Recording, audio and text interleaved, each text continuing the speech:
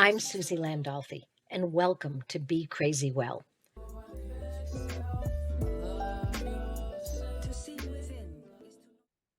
Ah, I don't know how often you think about whether or not you're breathing. I don't think we think about whether we're breathing until we're not, which is really interesting to me. By the way, welcome to Be Crazy Well. So to be really well and not be that crazy, we have to breathe. And people say that to me, I'm breathing. If I wasn't breathing, I'd be dead. And I go, no, you don't understand, because I didn't understand. I wasn't really breathing the way that my body and my mind deserves.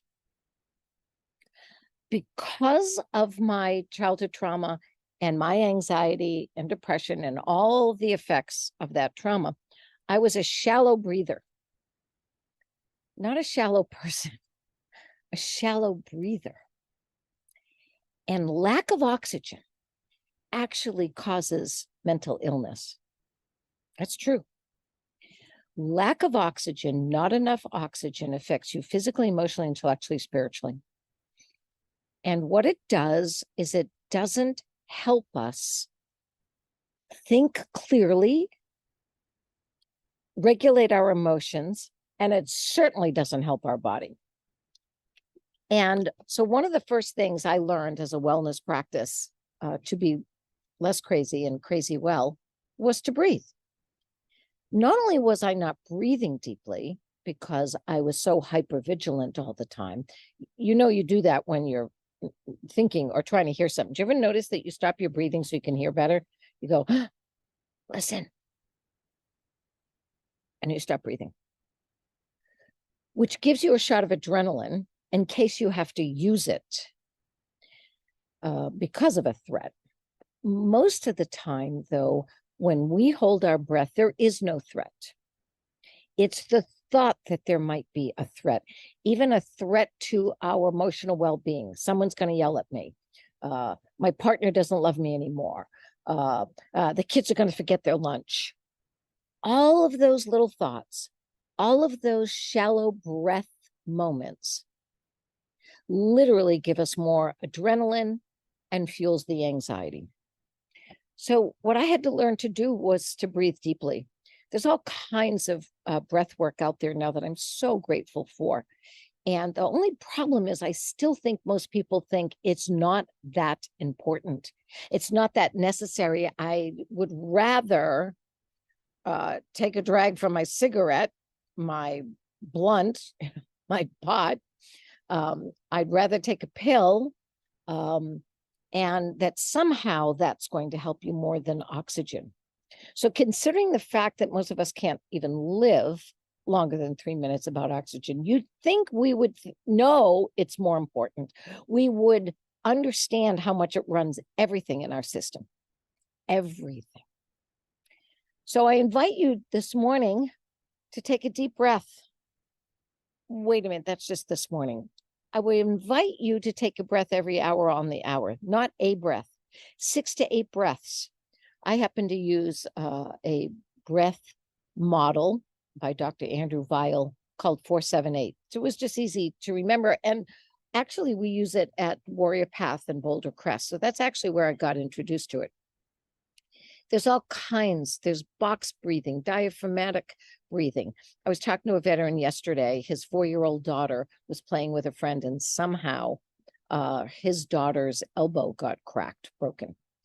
And the 4-year-old, before they started to do what they needed to do, because dad taught her the diaphragmatic breathing, she started to teach the nurses how it's going to help not hurt as much and that it's really good for you. And I also did the same thing with my grandson when he had to get 2 shots in his thighs at the same time for part of his chemotherapy when he had leukemia.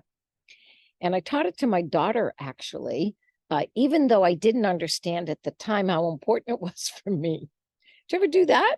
Teach somebody something that's going to help them, and yet you don't do it?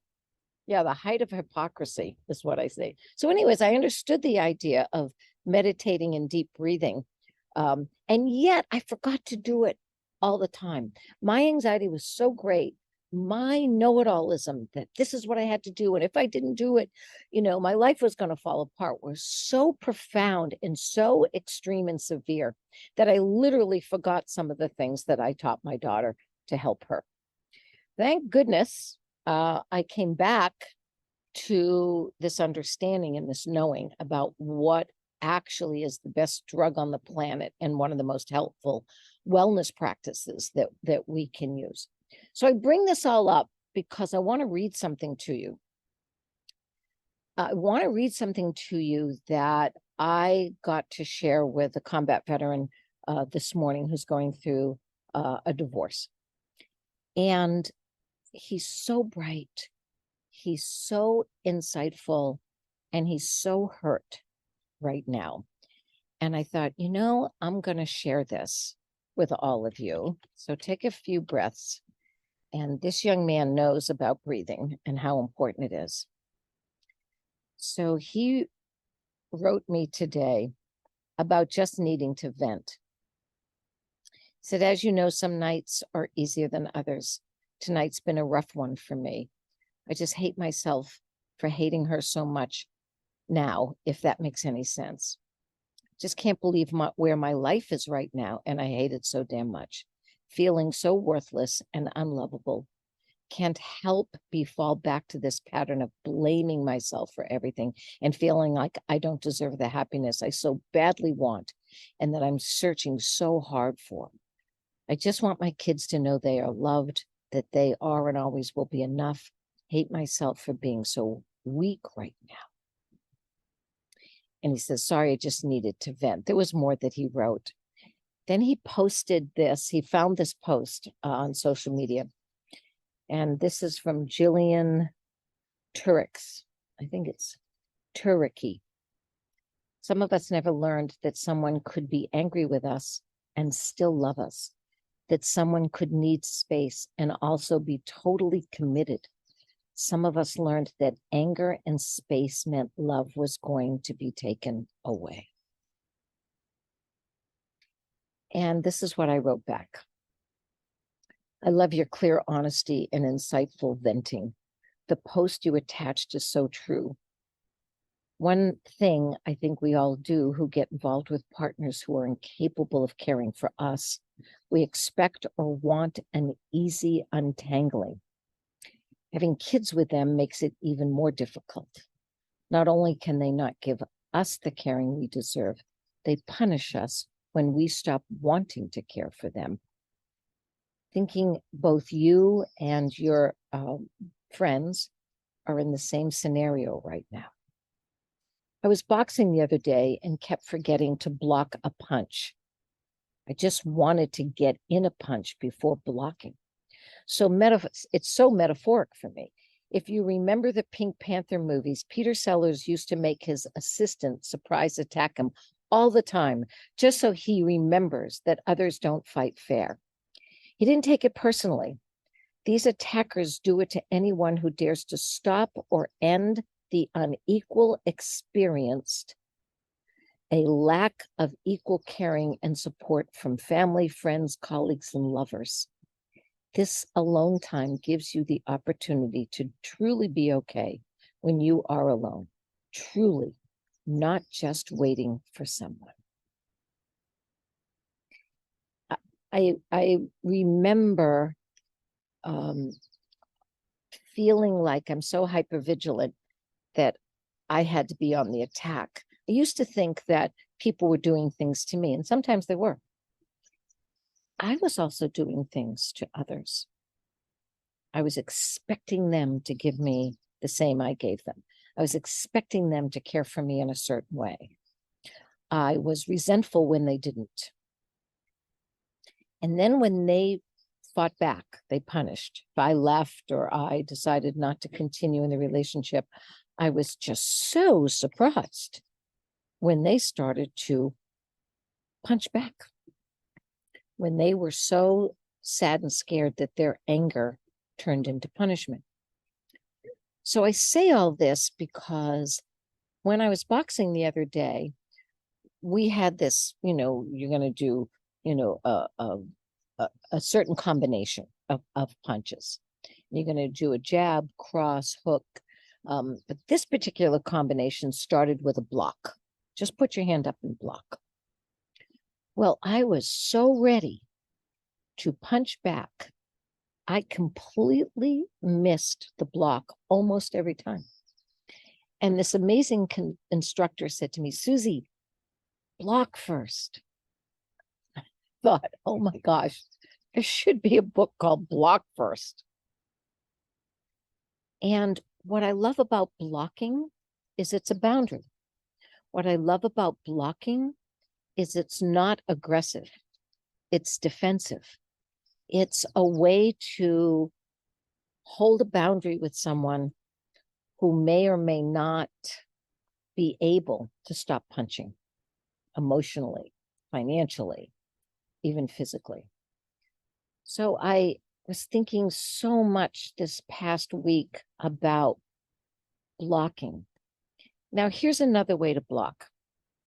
If I keep going into a meeting and there's a lot of fear and sadness in that meeting where people are aggressive and trying to jockey for a position, trying to put others down in order to get the promotion, whatever it is, or to just be right, I could join in and I could start punching back, just like I did in that I was so ready to punch back, I forgot to block. What's interesting for me is when I remember to block, to not take it personally, to step back, not step forward, it's so much better. The other person sometimes actually stops throwing punches. They actually recognize that you're blocking. They recognize that you're stepping back. Now, I'm going to tell you, there are people that are just going to keep stepping forward, and you're going to have to keep blocking.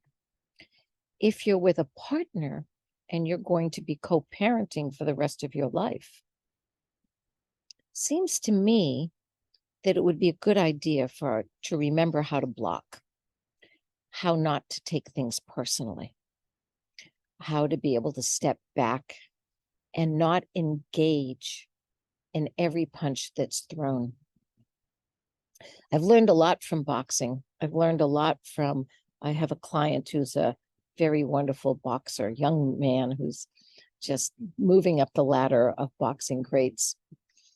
And we've done a lot of work together about how not to take things personally, how not to always be on the offense, especially in relationships, how to block and not necessarily punch back, how to keep blocking, and to understand how important that is. You know, it's interesting to me, this idea of blocking, because on our social media, they actually use that word. You can block somebody on Instagram, Facebook. Like, you literally get to say to someone, I don't want to engage with you anymore. And if we could remember that, you know, a block, by the way, doesn't always have to be putting your guard up. It doesn't always have to mean putting your arm up. It doesn't always mean having to block in a way by actually leaving. What's interesting about the post that he put was that this idea that you could actually just not speak back, that you could just be there, allow the person to do what they're saying, and not take it in, not push it back, and not throw back. I've actually had an opportunity to practice that, where I literally listen to someone as they're out of control and as they're railing against me or whatever. And because I just listened and didn't take it personally, it was the most amazing thing. They started to hear themselves. They started to hear what they were saying and hear what they were doing. They started to be able to see what they were doing.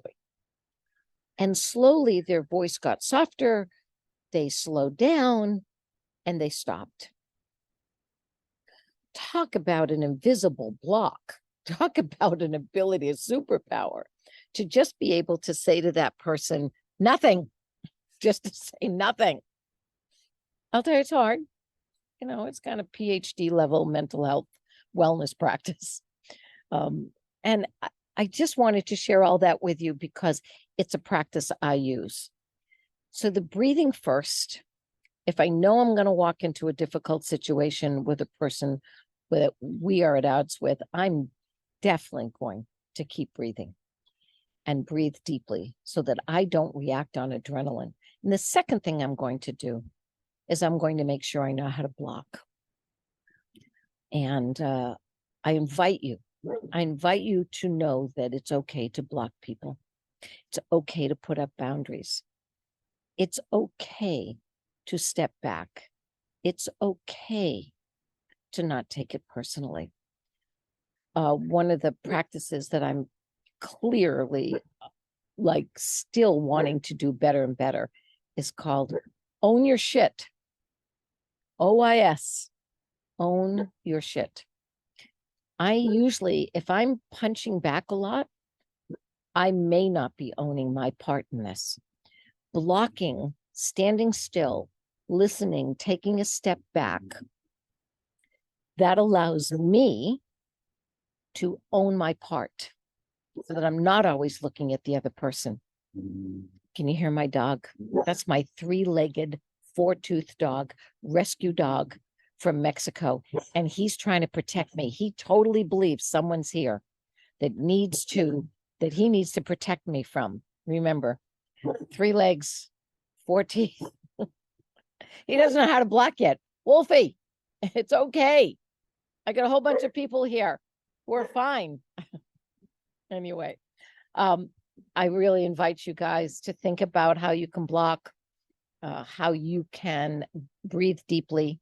That's one of the first blocks you can do, is when I'm taking that deep breath, I'm putting something good inside of me so that I can respond in a better way. All right, everybody. Starting next week, I will be bringing back guests. And actually, I would like to invite you, if you'd like to come on Be Crazy Well and share with me your story and share some thoughts and ideas about being crazy well, I am so open. And what we'll do is we'll put in the, when we post this, we'll put in the email that you can connect with me. I'll tell you now. And if you don't write it down, don't worry about it. We'll also put it in the post. It's Suzi, SUZIGMA,